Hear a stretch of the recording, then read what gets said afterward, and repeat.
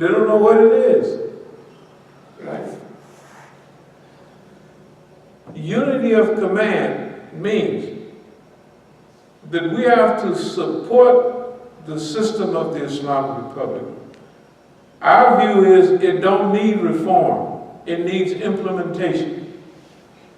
And also, during those years, 2009, when the West and Khatami and those other guys, Musa come out, I don't know what happened to him, to hint that that election was stolen, the Rahbar came out and gave the best speech I've ever heard. And he said that if it was 200,000-300,000 votes, it might be something.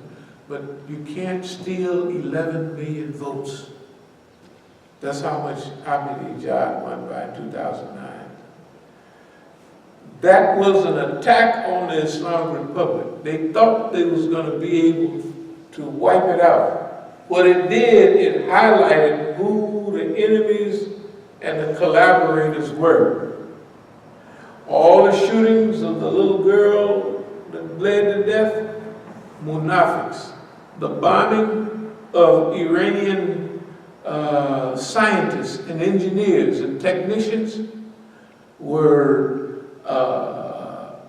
munafiqeen, trained in Nevada. The bombs they were using were American Marine bombs, because regular bombs blow up, right?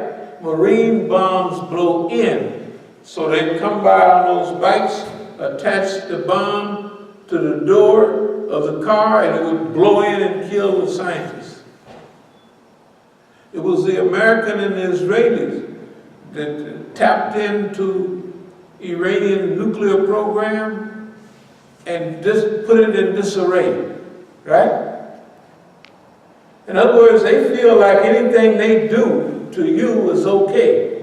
The same way, anything, I'm not going to talk about the stuff that we've been dealing with, but we've survived every kind of fitna you could imagine in America 50, 100, 200 or 300 times over and over again. There's nobody in American history.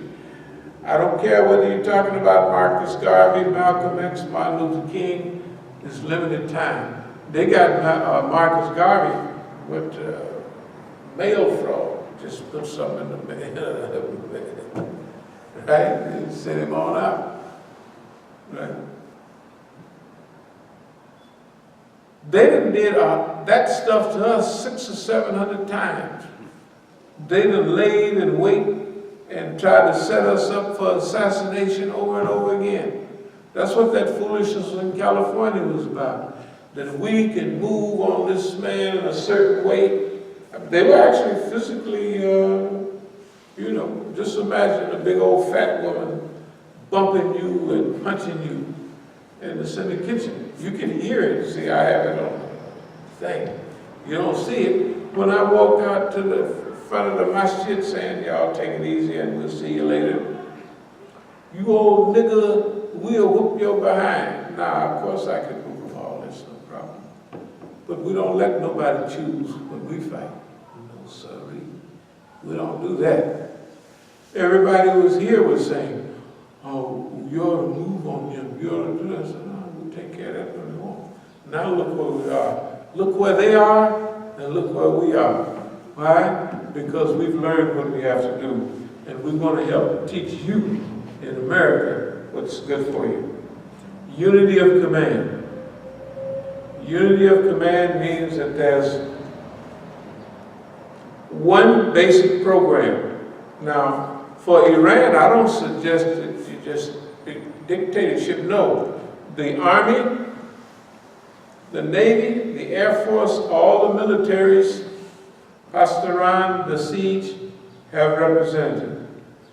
They representatives cooperate with the economic system. They cooperate with the transportation system and the diplomatic corps. And everybody presents what they feel would be good what the foreign ministry would contribute what they think would be good for Iran and the region. Based on, and they would give an analysis of where they are now. Now they do some of that, but I'm talking about the low level is not any good anymore. Just like our low level, what we've been doing, has been good, great. But it ain't enough for where we're going. We gotta go all the way on this one. That way you collaborate, and the military said, well, we don't think we should do that, we're gonna do this and that. The foreign ministry asks for the elaboration. Give us a study, research on what you think would be better and how we could serve that. Then after that, you develop, now the Rahbar is coordinating this. Where do we want to be in 10 years and 20 years?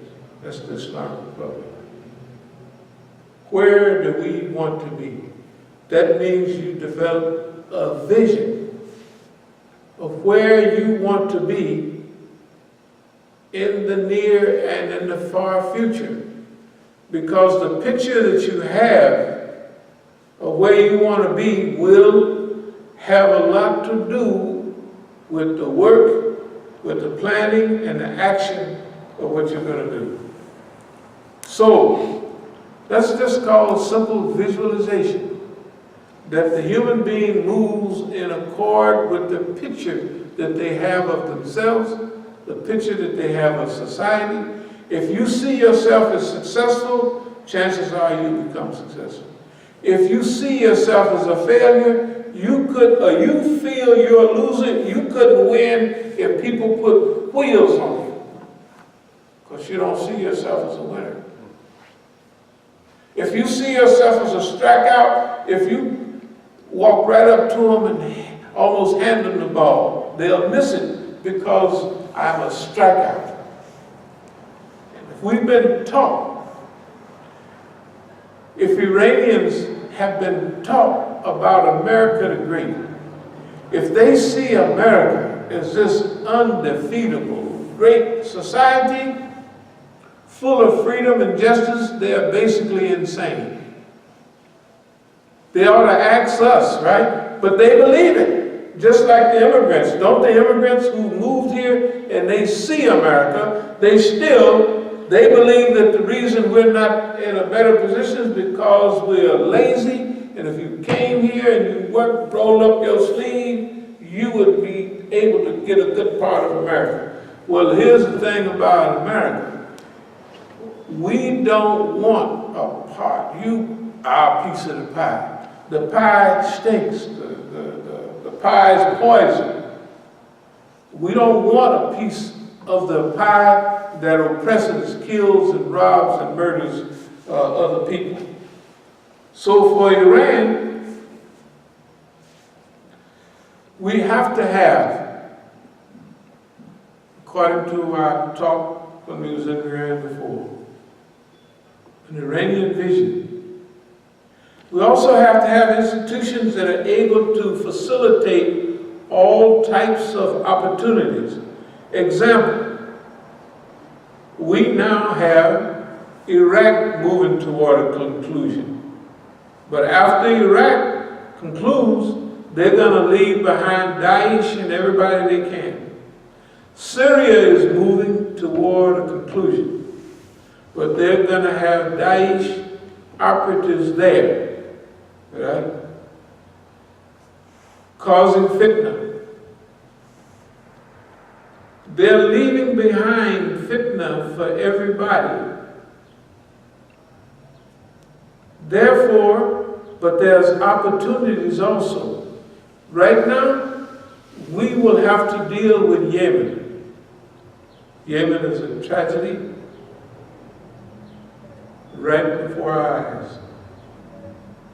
But that will fall as the amana, as the trust of Iran. Saudi Arabia, eastern provinces, they won't relax. Eventually the people will say, we're 80% of the people, the Shias. It's automatic, they have to Maybe it's this year, maybe it's next year, but soon. Iran will have to help ameliorate, move in certain ways that we don't let the West come in. We have to move where most of the people do certain things themselves, right? So they can't start hollering about Iranian influence. We have to use superior intelligence and craft, statecraft on the highest level. So Bahrain is going, also Saudi Arabia is going, the eastern provinces might just break off. Qatif and all of them, they're tired. They've been oppressed. The people in the West don't even know. They may break off.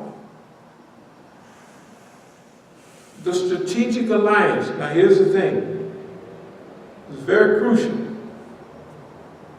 This is where the foreign ministry and others, not the Rahbar is on point.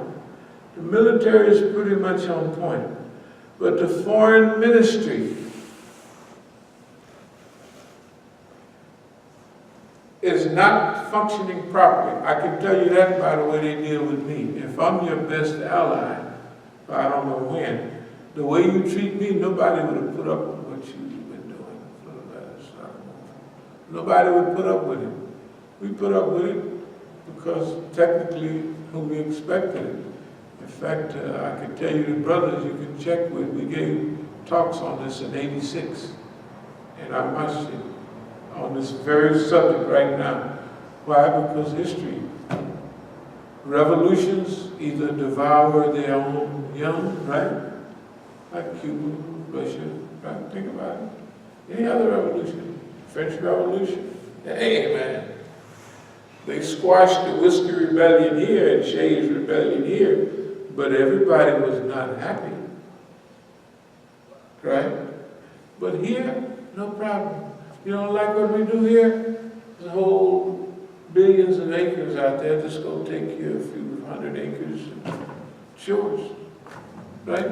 So any steam built up here, they can let it off. We can't do that now. What do we mean about, we're technically talking about ethics. If you're going to become the amana dispenser and controller and what have you, trust. The people are going to have to trust you. The way y'all treated me, ain't nobody going to trust you.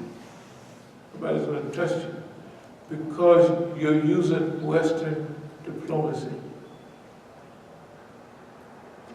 I put up with it because I understand it and I know how.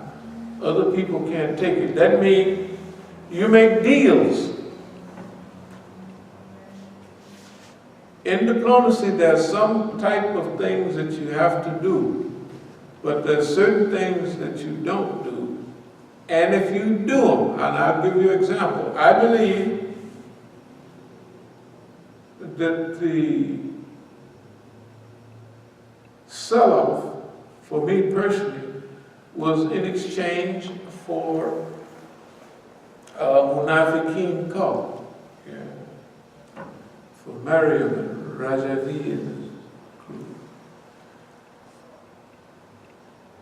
And it's a good deal. We'll stop, because I notice your behavior pattern and the slowing down of U.S. support. There was a time not long ago when Munafiqeen was meeting with Newt Gingrich and all of them boys. When y'all start to cut my throat, everything smoothed down. In other words, as I told you in the big conference, you guys sold me for Munafiqeen, and it was a good deal. Except, I'll tell you what that is in a minute. Here's a good deal. If Munafiqeen are behind the bombings, killings, and information about nuclear stuff, they are deadly for Iran. Okay, the U.S. hatred for me personally, because I'm the only one they couldn't manipulate and control. To them, that is a nightmare. They say it and they mean it. So, it would be all right if y'all said, we'll suppress it. You have no other reason to suppress me if Dr. Kaleem Siddiqui, if I went to every program in Iran and everywhere else, and no matter what the program was, all y'all had to do was tell me, this is what the program, we're going to unify this, that, and another. And I'd just pop up and do it, but don't notice nothing every time. That's a big asset. The people know it. The government knows it. Everybody knows that. So the U.S. did not want and does not want any real collaborators with Islam here, and they'll go to any length. So for you, it was a good deal. I think it was good for you to make the deal, but not to swallow it whole. Yes, boss man, we're away from that brother. And the next day, Masjid al-Taghrib, the big conference. 1 year I'm getting letters calling me the great sheikh. Y'all remember them letters of the Masjid al-Taghrib? I'm going every year to the great unity conference. And there's only 2 representatives, Muhammad al-Asi and me. At a certain time, all that gets confused. At a certain time, I'm going to Iran 2-3 times a year, but I'm sequestered. That means kidnapped, sequestrador in Spanish means kidnapped. I'm technically kidnapped.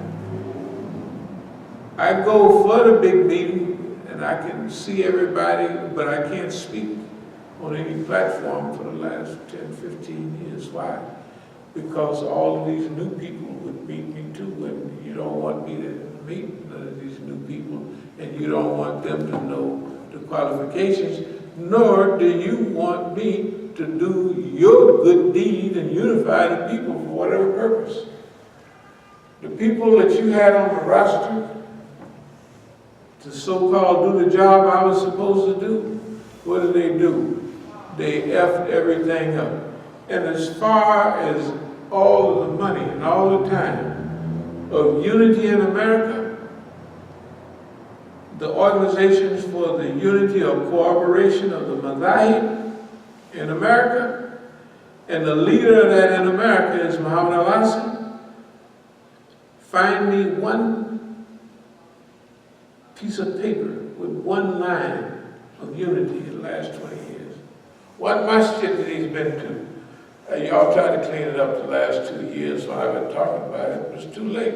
I'm talking about the 18 years before. What did you do? What about all of those in on every big shake meeting? For what result? You gotta have some result. Why? What happened? Absolutely nothing. And y'all still doing it today. This is your problem. You're not big enough. You have to evolve. You are doing like Ikhwan al-Muslimin. You're evolving, but you're evolving behind the curve. The world is moving at a certain pace. You either have to evolve out in front, that's in front of the curve, or at least along with the curve. You guys are behind the curve. Why? It's because of your behavior. If you was up on the curve, you would be having the type of meetings in Iran that we're telling you about now. You wouldn't be a clique. You're a small-minded clique. I'll give you an example. One of our big brothers in Berkeley, I'm at one of the big offices here, and one of our big shots is saying so-and-so brother, and anybody want to know, I'll tell you his name. He's funny, something happened to him. I said, that's one of our main brothers. Yes, but he's with, he's in the administration of Ahmadinejad, so what? Well, if he's in his administration, then that means he's following this line. And I told him, I said, you are what we call niggas. You're just an Iranian nigga. That's the reason I'm doing this. Because these brothers, these diplomats, they're trying to ram the Islamic Republic down a hole that he can't get out of. They're not growing. That's why I'm here in America. Hey man, you ain't heard nothing yet. You're gonna have to grow. Here's how you're gonna have to grow. You're gonna have to outgrow cliquism. Here's why you're a clique, and I know it. Because when y'all came up with this program, every Iranian in America and every big Shia follows that. That is criminal. That all the brothers, you mean out of all the brothers that we done slept all on the floors and we done mark all over America, and they all go along with the program, that is the ultimate clique. That's the death knell. In the old days, you don't study movement. All the movements that come to power, like that, what do? They don't allow everybody to participate in the government unless they was with them in the bush. You don't want nobody. Since I don't follow your line, and I told y'all, I support the system of al-Faqih, and I support the elected officials. If Rouhani is the elected official, I'm with you. He's the elected official. When Ahmadinejad was the elected official, we with him. Khatami, all of them. At least we ain't gonna work against nobody. We may believe that they're 100% wrong, but we ain't gonna carry no sign that's wrong. We're doing this now because you haven't learned. You won't learn and you won't improve and you won't listen. You're still small-minded nickel and dime Iranians. You're just like nickel and dime niggas. That behavior allows the government to crush your movement. That's what it does. If you was improving, you guys not even keeping up with me. I'm out in front of y'all, and y'all have power and authority. You're ministers. You should be way out in front of me. You're behind me. Well, you're behind me because I'm having more fights. See, I still get more fights than you. So the fights make you big and smart and tough. I don't mean to use that language. I technically, and I hate to use that I, me. I'm not going to sit by and watch y'all try to F up the greatest experiment in modern time. No, indeed. I like you, but if you wouldn't, and I allowed this to go on because you have to reach certain conclusions. You couldn't get this far with nobody else. I know what I'm talking about because I've been sitting here letting you do this stuff for 15 years.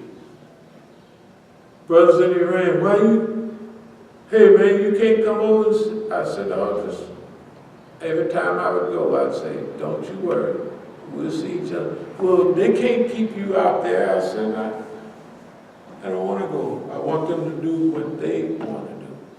That's how I know what people do. Because I lay on them and I sleep on them and I sandbag them until they do exactly what they want to do. I don't stop them. Is it because I'm dumb? No. Because when I move because this is what you do. I don't care what the people, they don't see it. They don't know. I'm not going off what I can convince nobody of. I'm going off of what we know. Okay.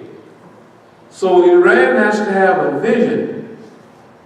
And you want to take charge of your own life. You don't allow the American government for cooperation. And this last little treaty stuff, 5+1, we said publicly here that Iran should sign the treaty and then double-cross the United States. Everybody remembers that. You know why? Why should they do that? because they're going to double cross you. What did they do? You agreed to all of this? The most stringent IAEA stuff in history, right?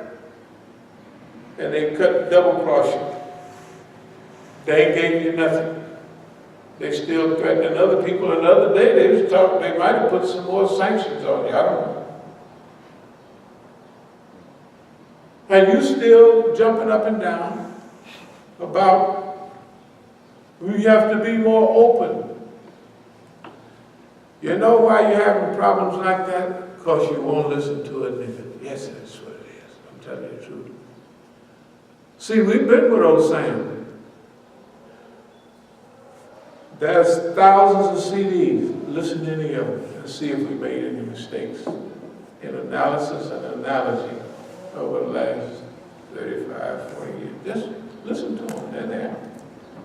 Have you? Absolutely. Absolutely.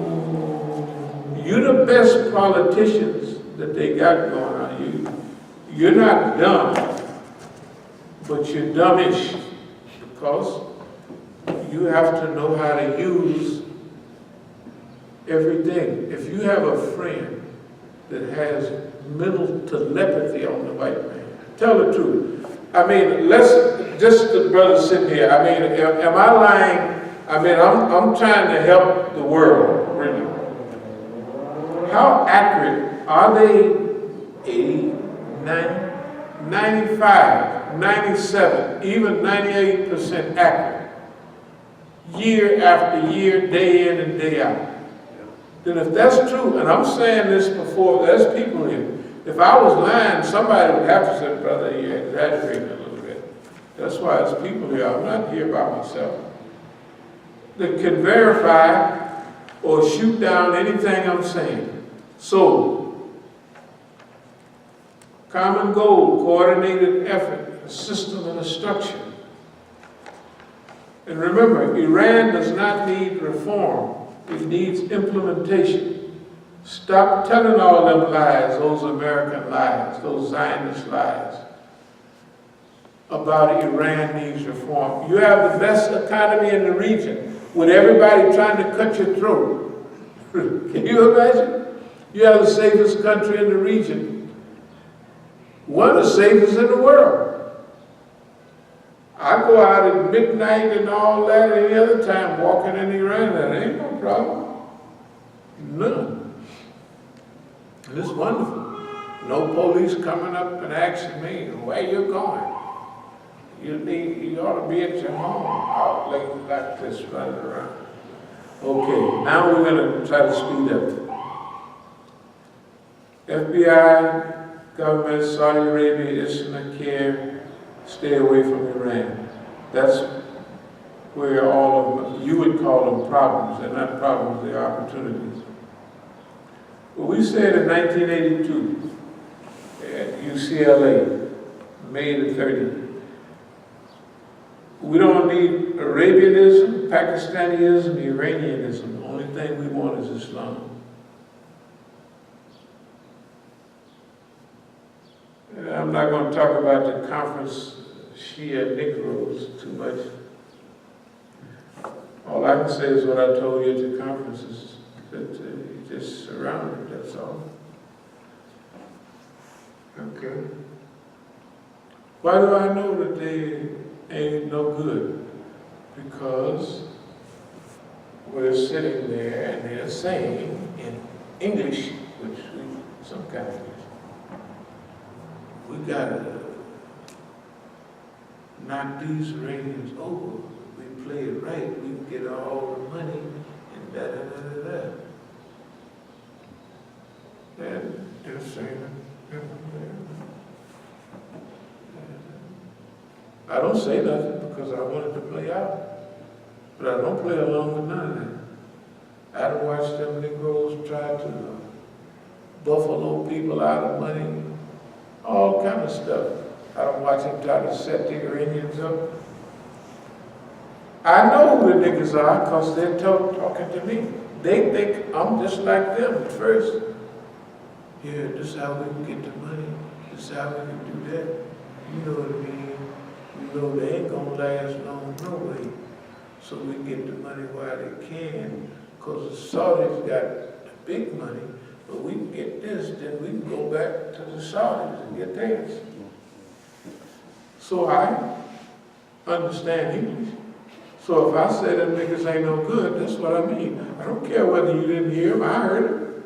I'm telling you what I heard. Now you can just go by the systematic 40-something year history and make a decision, whether I know what I'm talking about or not. Well, if you don't believe it, where's the niggas now? Those hard-working super Shia Negroes. Where them niggas at? Where they at? All of them now are out here somewhere. None of them follow Velayat al-Faqih. You don't see no program. You don't see no discussion there. You know what kind of Shias they are? Hujjatis. They're the kind of Shia that technically all they talk about is Aisha, Abu Huraira, and all that. Stuff that Imam Khomeini, the Rahbar, gave a fatwa on Aisha, right? All of that is for old time desert Shias. Death to Abu Bakr, death to Umar. Every time one of them come by here, which they do, that's all they're talking about. That's a man, y'all, you know. Not that I know more than them about Shias, but I have all the books, I've read all the books, and I have talked with ulama for the last 38 years. The big ones at conferences. What is this? I've listened to what they said about these issues. That means I have more experience than they do. Right? Not they, I mean the ulama. So, your Negro Shias, it'll be you got a chance to spread Islam and Shiism in America with them, the same chance as a snowball and you know where. Yes, that's exactly right. The other thing is we have to face the triangle of terror all by ourselves. Just imagine. You've seen the article, Steve Emerson, was Daniel Pipes, 8 Fox top Zionists in America. You know who's number one was this? Dear brother. And here we are. When they point their finger at somebody in America, they fall off the screen. They really do. Not the brother. But was it because of your help or the help of CARE or the great Muslims' help? Absolutely not. No help.